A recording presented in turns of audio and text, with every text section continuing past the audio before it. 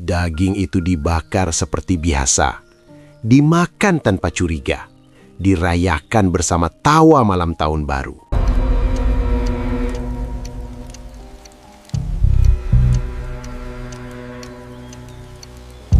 Malam itu, Sungai Comal mengalir seperti biasa, hitam dan tenang, seolah tidak tertarik pada hiruk-pikuk tahun yang akan berganti. Di bantaran yang sedikit menjorok, kami bertiga duduk mengelilingi panggangan kecil dari besi tua. Api menyala rendah, cukup untuk membuat lemak menetes perlahan dan memunculkan asap tipis yang naik tanpa tergesa. Tidak ada kembang api di dekat kami, hanya suara jauh dari arah kota, teredam oleh pepohonan dan jarak. Aku memperhatikan potongan daging di atas bara. Warnanya kecoklatan, permukaannya cepat mengering, tapi bagian dalamnya tetap terlihat gelap. Bukan seperti ayam yang biasa kami bakar setiap akhir tahun. Ada sesuatu pada seratnya, cara ia mengerut saat terkena panas, seolah daging itu menolak untuk dimasak terlalu cepat.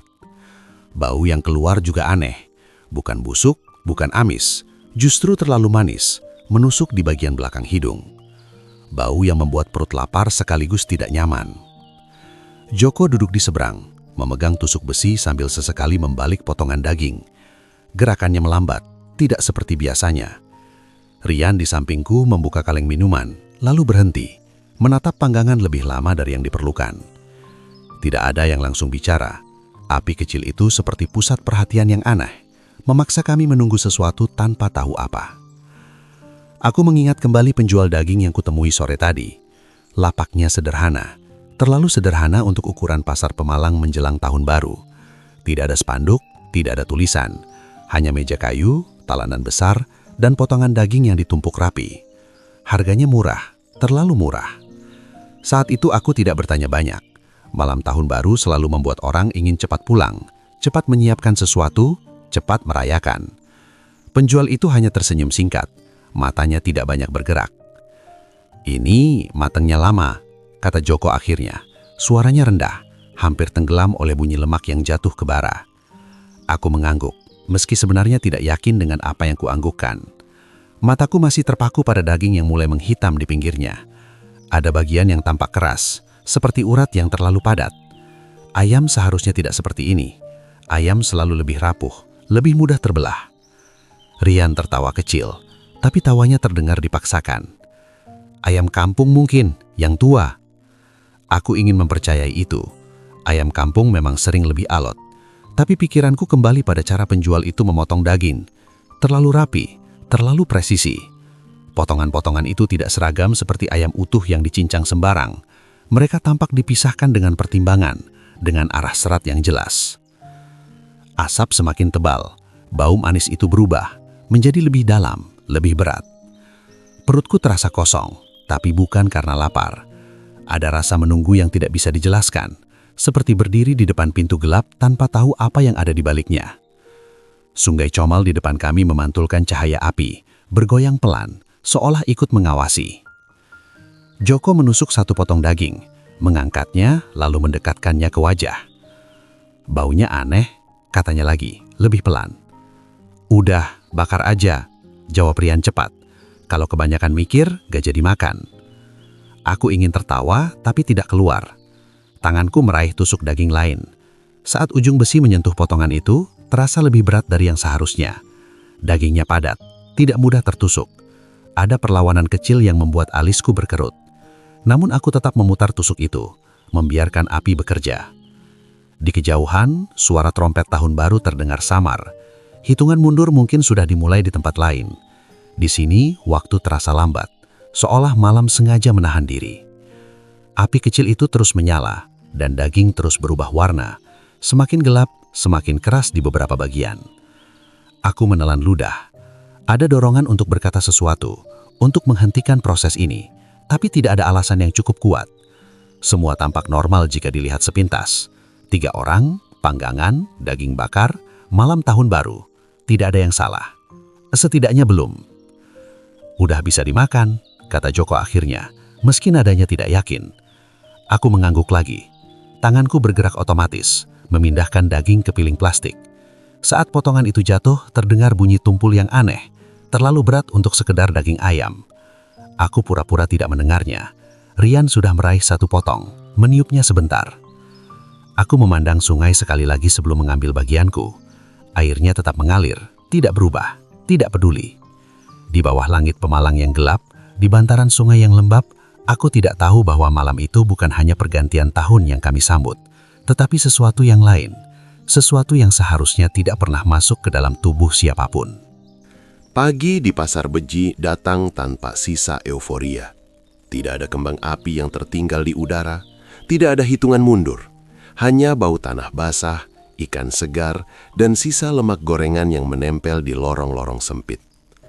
Aku berjalan pelan di antara pedagang yang sudah membuka lapak sejak subuh, mencoba menyesuaikan langkah dengan denyut kepalaku yang masih berat.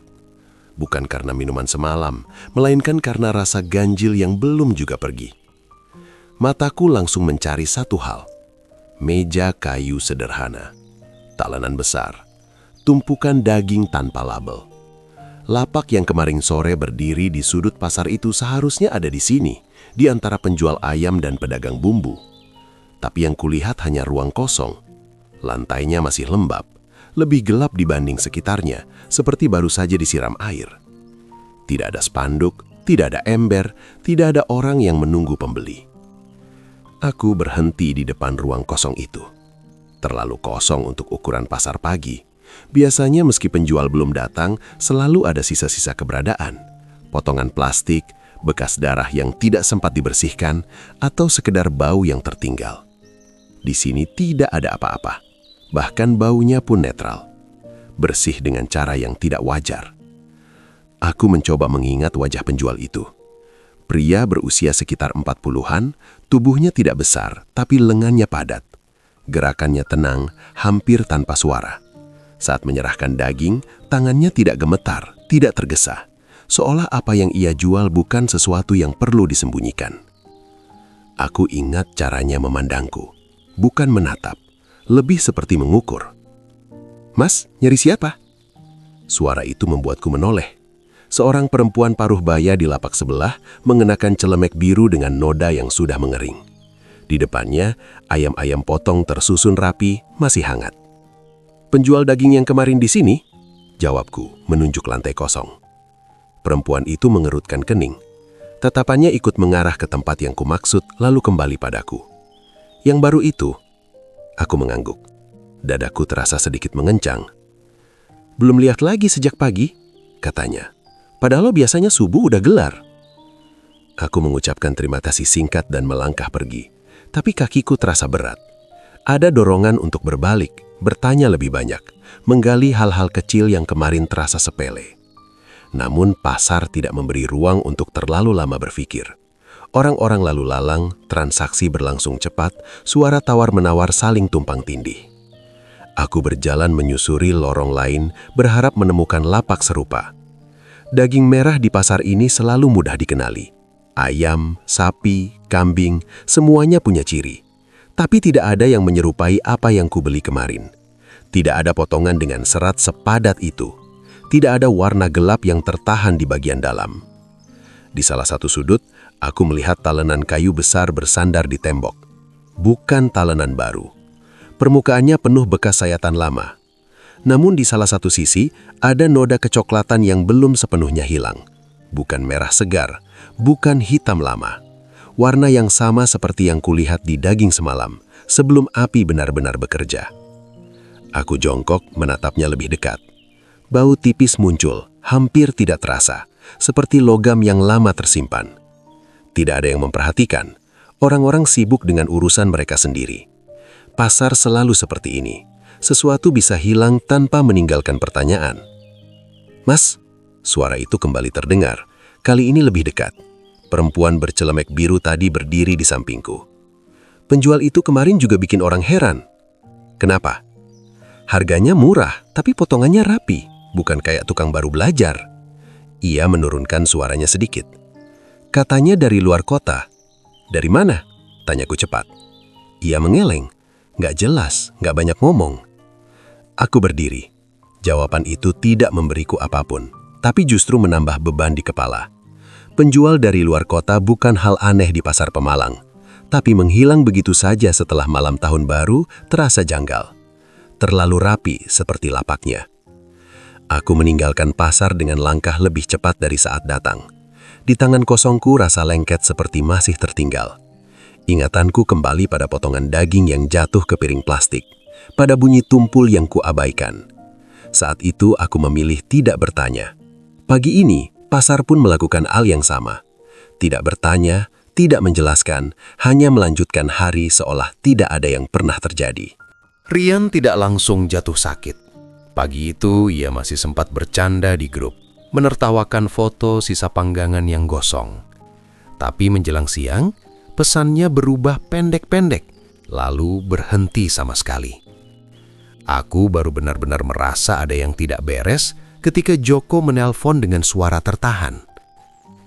Rian terbaring di lantai rumah kontrakannya, tubuhnya melipat seperti menahan sesuatu dari dalam.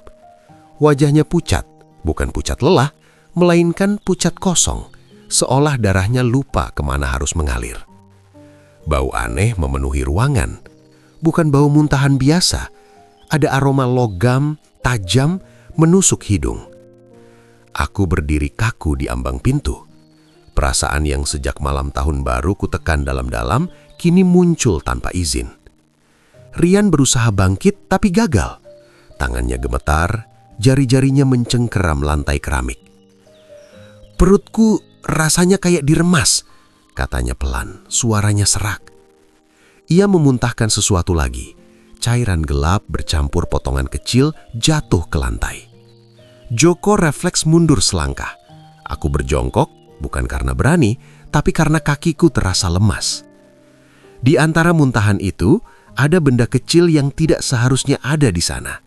Keras, terlalu putih untuk sisa makanan. Aku mengambil tisu, memungutnya perlahan. Bukan tulang ayam. Bentuknya tidak beronggah, tidak rapuh. Permukaannya halus, padat, dengan ujung yang terpotong rapi. Aku menatapnya terlalu lama. Joko menelan ludah. "Itu apa?" Aku ingin menjawab cepat, ingin mengatakan apapun selain kebenaran yang mulai terbentuk di kepala. Tapi lidahku terasa berat. Tanganku gemetar saat memutar potongan kecil itu. Ada garis halus, seperti bekas gergaji atau pisau yang sangat tajam. "Ini bukan tulang unggas," kataku akhirnya. Rian mendengar itu. Ia mengangkat kepala sedikit, matanya merah dan berair. "Maksudmu apa?" Aku tidak langsung menjawab. Ingatanku melompat ke pasar pagi, ke lapak kosong, ke noda kecoklatan di talenan. Semua potongan kecil yang tadinya terpisah, kini mulai menyatu, membentuk sesuatu yang tidak ingin kulihat. Rian muntah lagi, kali ini lebih banyak. Napasnya terengah-engah, seperti habis berlari jauh. Joko memegang bahunya, mencoba menenangkannya, tapi wajahnya sendiri pucat. "Kita ke rumah sakit," kata Joko cepat, tapi nadanya terdengar seperti bertanya. Rian menggeleng lemah. "Tunggu, sebentar." Aku memperhatikan leher Rian. Ada keringat dingin mengalir, membuat kulitnya mengkilap. Bau logam itu semakin kuat. Aku tahu bau ini. Bukan dari dapur, bukan dari pasar, tapi dari sesuatu yang lebih dalam, lebih mentah. Tanganku masih memegang potongan kecil itu. Rasanya dingin, tidak seperti tulang yang lama berada di dalam tubuh. Aku membungkusnya lebih rapat dengan tisu, lalu memasukkannya ke kantong celana. Gerakan itu terasa otomatis, seolah ada bagian dari diriku yang sudah mengambil alih. "Arif?" Joko memanggil namaku pelan. "Kalau ini bukan ayam, berarti semalam kita makan apa?"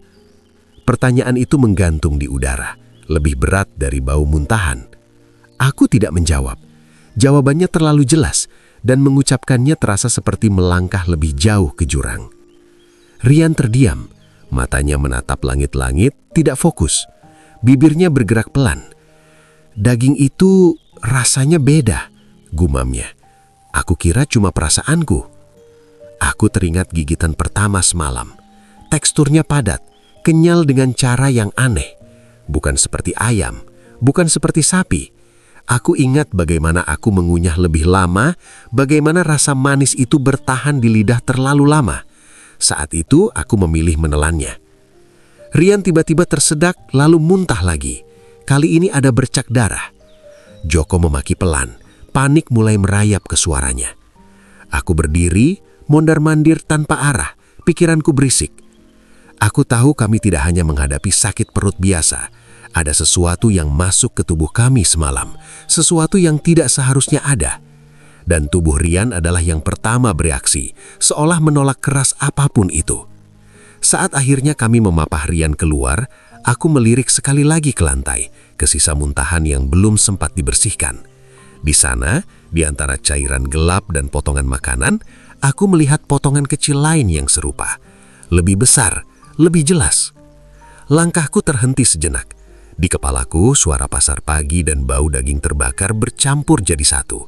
Di titik itu, tanpa ada yang mengatakannya dengan lantang, aku tahu satu hal pasti. Malam tahun baru itu tidak akan selesai begitu saja. Apapun yang kami bakar dan makan, kini mulai menagih keberadaannya. TPS di belakang pasar bukan tempat yang biasa diperhatikan orang. Letaknya terjepit antara tembok gudang tua dan saluran air yang menghitam, jauh dari lorong utama. Bau sampah selalu ada, tapi pagi itu baunya berbeda, lebih berat, lebih pekat. Seperti sesuatu yang tidak seharusnya bercampur dengan sisa sayur dan plastik. Orang-orang berkumpul tanpa benar-benar tahu kenapa mereka berhenti. Satu orang melambat, lalu dua, lalu kerumunan kecil terbentuk begitu saja. Aku berdiri di pinggir, tidak terlalu dekat, tapi cukup untuk melihat karung hitam besar yang tergeletak di dekat bak beton. Karung itu tidak tertutup rapat, bagian mulutnya menganga sedikit, cukup untuk memperlihatkan sesuatu di dalam. Aku tahu sebelum benar-benar melihatnya. Seorang petugas kebersihan berdiri kaku, sapunya tergeletak di tanah. Wajahnya pucat, matanya tidak berkedip. Ia seperti lupa bagaimana caranya bergerak. "Mas, itu isinya apa?" Seseorang bertanya dengan suara bergetar. Tidak ada jawaban langsung. Hanya ada keheningan yang canggung, seolah semua orang sepakat untuk tidak menjadi yang pertama mengucapkan apa yang sudah terlihat jelas.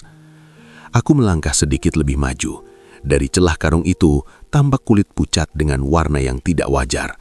Bukan putih bersih, melainkan kusam, seperti daging yang terlalu lama berada di udara dingin. Ada potongan yang jelas bukan sampah. Bentuknya terlalu spesifik, terlalu manusiawi. Seseorang muntah di belakangku. Kerumunan mulai ribut, suara-suara saling tumpang tindih, tapi tidak ada yang benar-benar bicara dengan jelas. Kata-kata seperti potongan, mayat, dan dibuang terdengar terpisah-pisah, seperti pecahan yang belum mau menyatu. Tak lama kemudian, garis polisi membentang, memaksa orang-orang mundur. Aku berdiri di baliknya, dada terasa sesak. Di antara petugas yang datang, seorang pria dengan seragam rapi melangkah ke depan. Wajahnya tenang, tapi matanya tajam. AKP Dimas Prasetyo. Ia jongkok di depan karung itu, membuka sedikit lebih lebar dengan sarung tangan. Aku tidak melihat isinya secara utuh, tapi cukup untuk memastikan dugaanku sejak rumah Rian tadi pagi. Potongan-potongan itu bukan satu tubuh utuh, terpisah. Disusun, seolah seseorang sengaja memastikan semuanya muat. "Ini bukan dibuang sembarangan," kata salah satu petugas, suaranya rendah. AKP Dimas mengangguk. "Potongannya rapi." Kata itu membuat tengkuku merinding. Rapi, kata yang sama terlintas di kepalaku saat melihat daging di pasar, saat memegang potongan keras dari muntahan Rian. Semua kembali ke titik yang sama. Aku memperhatikan sekeliling TPS. Di sudut dekat tembok ada plastik transparan yang terlipat. Plastik pembungkus daging. Masih ada bekas cairan kecoklatan di dalamnya. Warnanya persis seperti noda di talenan pasar beji. Terlalu gelap untuk darah segar, terlalu bersih untuk sisa sampah. Seorang petugas mengambil plastik itu, memasukkannya ke kantong barang bukti. "Ini biasanya dipakai di lapak daging," katanya. AKP Dimas menoleh. "Pasar mana?" "Beji." Jantungku berdegup lebih cepat. Nama itu seperti ditarik keluar dari kepalaku dan diucapkan orang lain. Pasar Beji, lapak kosong, penjual yang menghilang. Seorang warga berbisik di dekatku, suaranya hampir tidak terdengar. "Kemarin aku beli daging murah di sana." Aku menoleh cepat. Wajahnya pucat, matanya liar. Tapi sebelum aku sempat berkata apa-apa, ia mundur, menghilang di antara orang-orang, seolah sadar bahwa mengaku di tempat seperti ini bukan ide yang baik. AKP Dimas berdiri, menatap kerumunan. Kami akan menutup area ini. Yang merasa punya informasi, silahkan melapor. Tatapannya menyapu wajah-wajah di depan garis polisi. Saat matanya melewati aku, ada jeda sepersekian detik. Aku tidak tahu apakah itu hanya perasaanku atau memang ada sesuatu di ekspresinya. Aku menunduk, menarik nafas pelan. Di kepalaku, potongan-potongan kejadian berputar tanpa henti. Daging bakar di bantaran Sungai Comal, bau manis yang aneh, Rian yang muntah dengan potongan keras di dalamnya, dan sekarang karung hitam di TPS Belakan Pasar. Ini bukan kebetulan, terlalu banyak garis yang saling bertemu. Saat ambulans datang dan karung itu diangkat, aku merasakan sesuatu mengendap di dadaku. Bukan hanya takut, tapi kesadaran yang lebih berat. Apapun yang ditemukan di TPS ini, sebagian dari itu sudah melewati tenggorokan kami semalam, sudah menjadi bagian dari tubuh kami, atau setidaknya untuk sementara.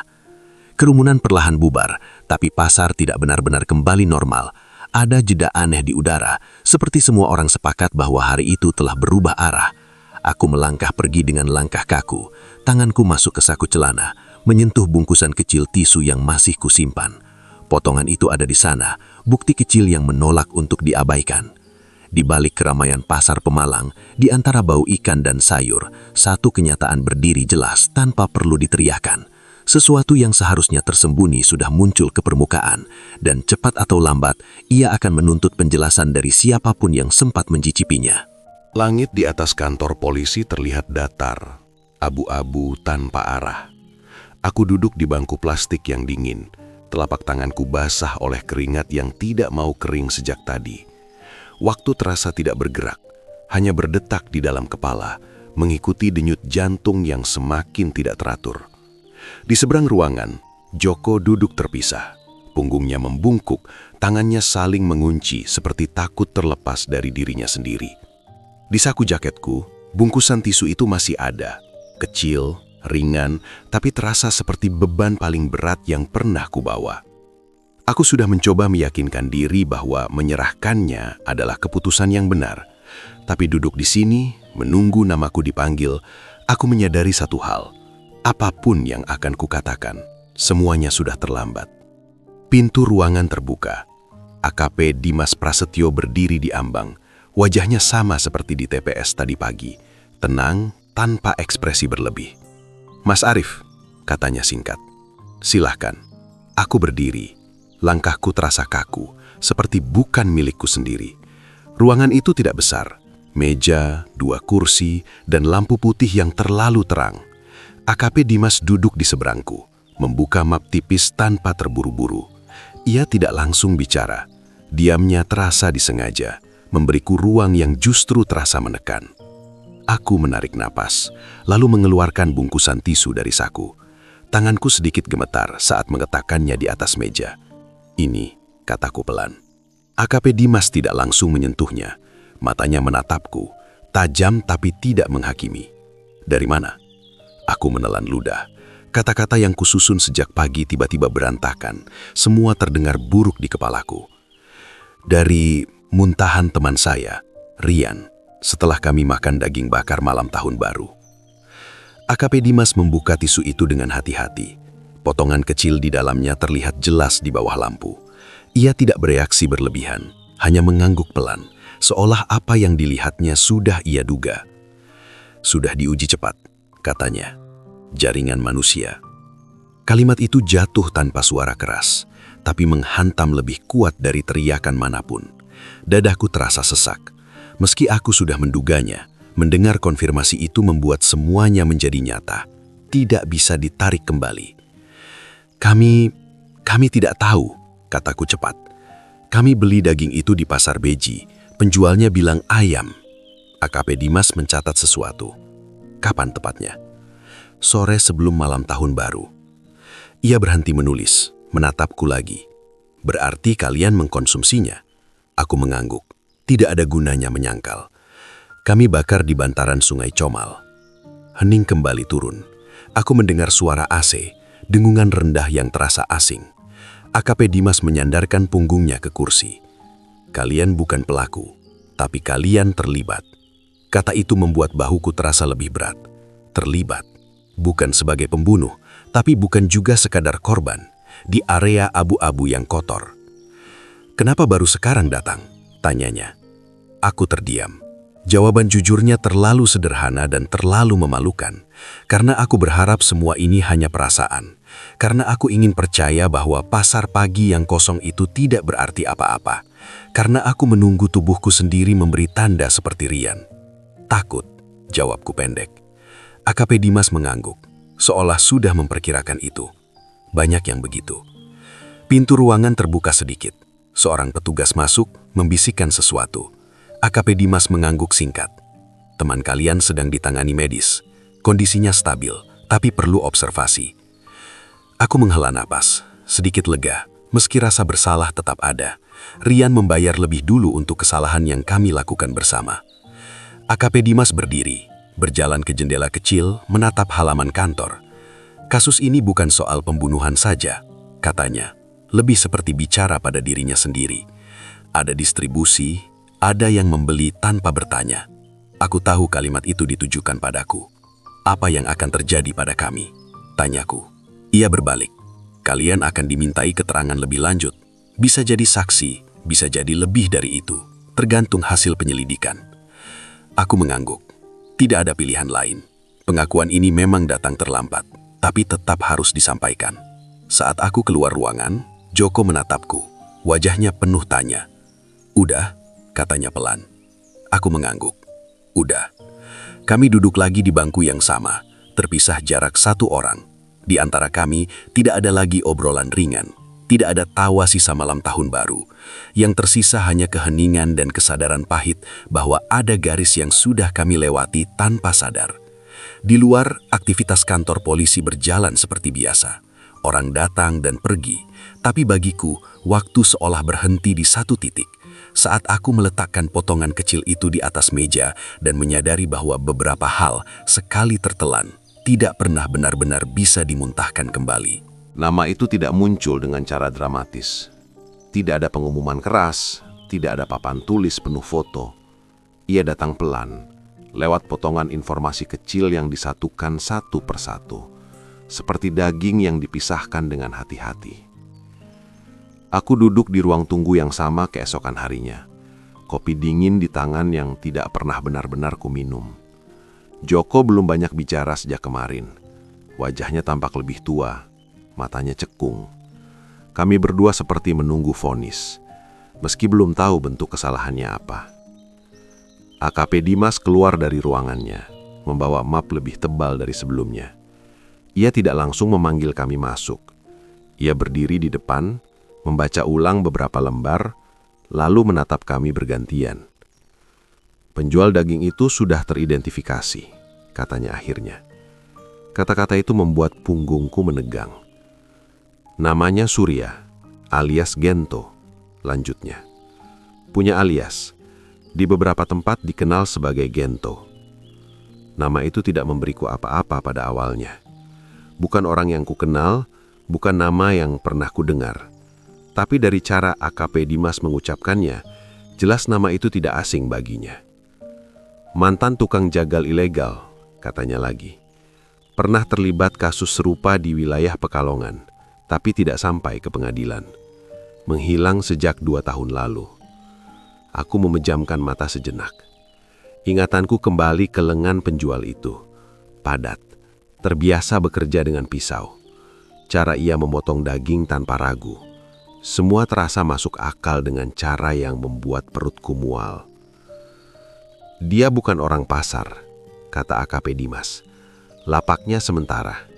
Datang menjelang tahun baru, pergi sebelum orang sadar." Aku membuka mata. "Daging itu dari mana?" AKP Dimas tidak langsung menjawab. Ia duduk di kursi seberang kami, meletakkan map di meja. Di dalamnya ada beberapa foto yang tidak ia dorong ke arah kami. Ia seolah tahu kami tidak perlu melihat lebih banyak.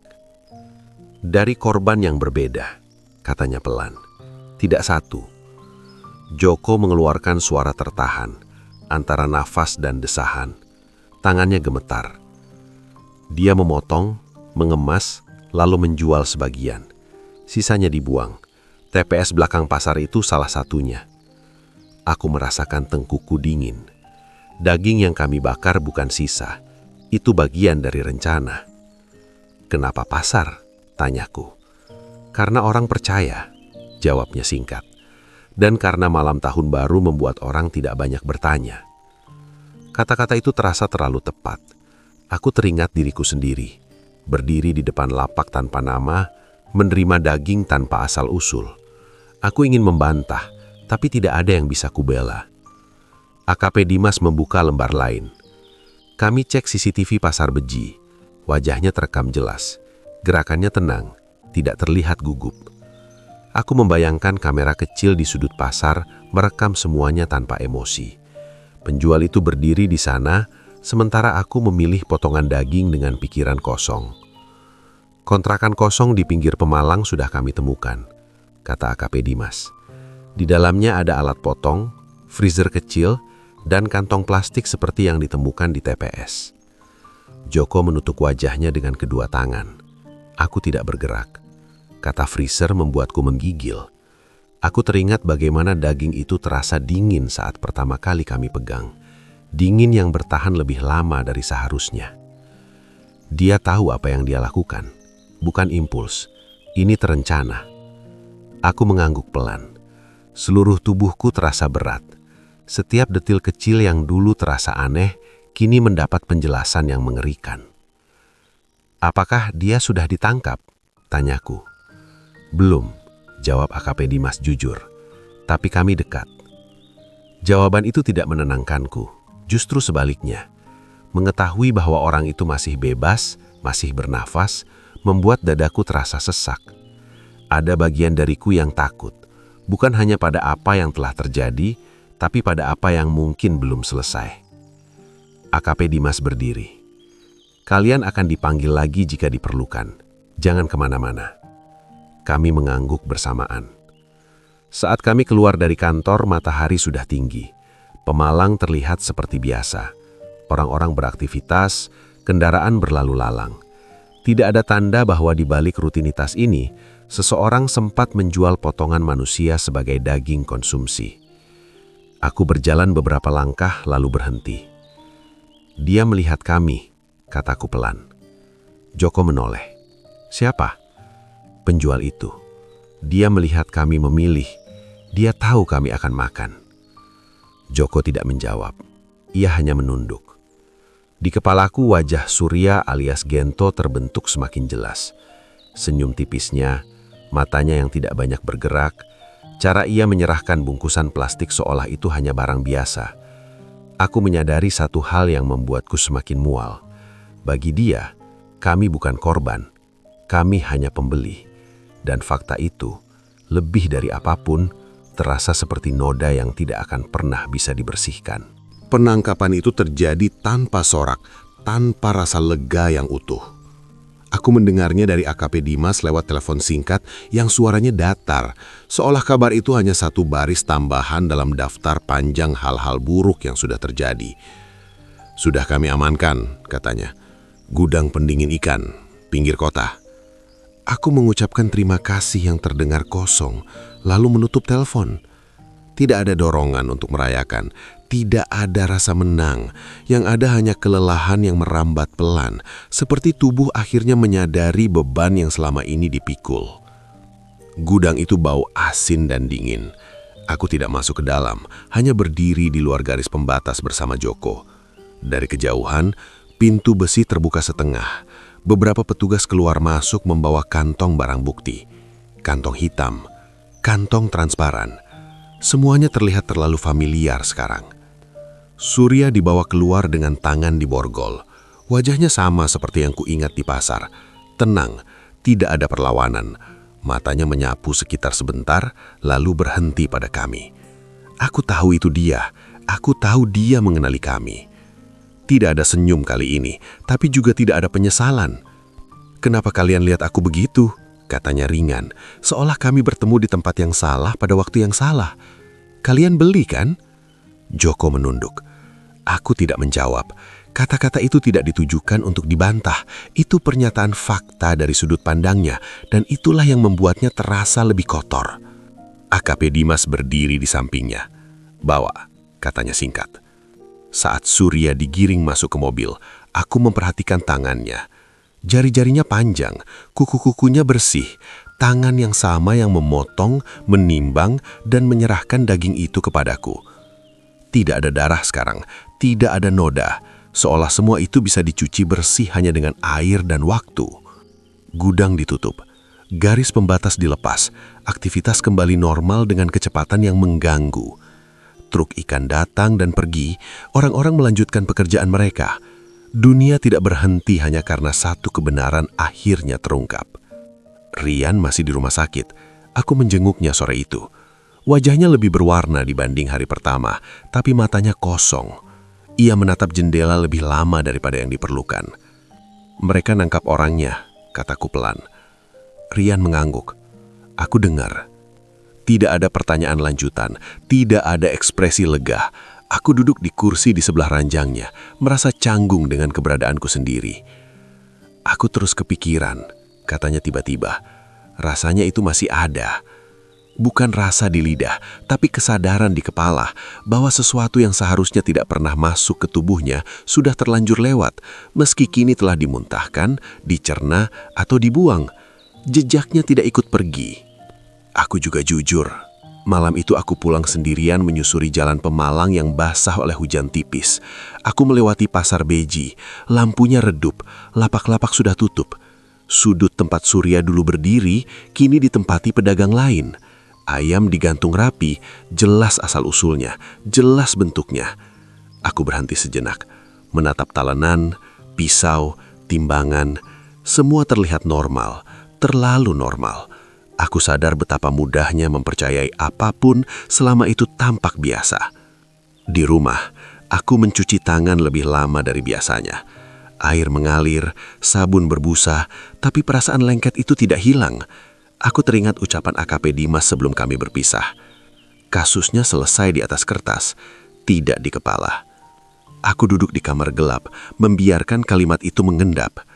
Surya akan diadili, berita akan muncul sebentar, lalu tenggelam. Orang-orang akan lupa, tapi aku tahu satu hal yang tidak ikut hilang. Aku ingat gigitan pertama malam tahun baru itu.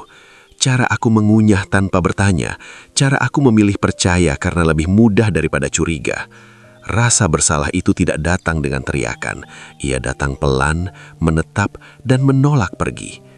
Di luar, tahun sudah berganti, kalender bergerak maju, tapi di satu sudut pikiranku, waktu berhenti di bantaran Sungai Comal, di depan panggangan kecil saat aku memutuskan untuk tidak bertanya dan menelan sesuatu yang seharusnya tidak pernah aku terima. Dan itulah hukuman yang bersisa.